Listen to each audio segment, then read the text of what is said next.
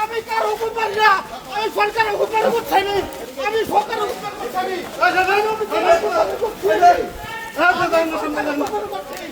আমি নিজের হুকুম করি নাই, আমাকে আঘাত করছে, আমাকে গুলি করে আঘাত করছে, আমাকে গুলি করে আমি নির্দোষ,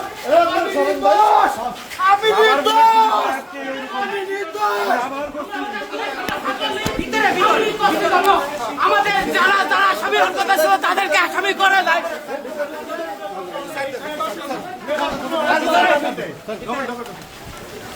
আমি সম্পূর্ণ নির্দোষ।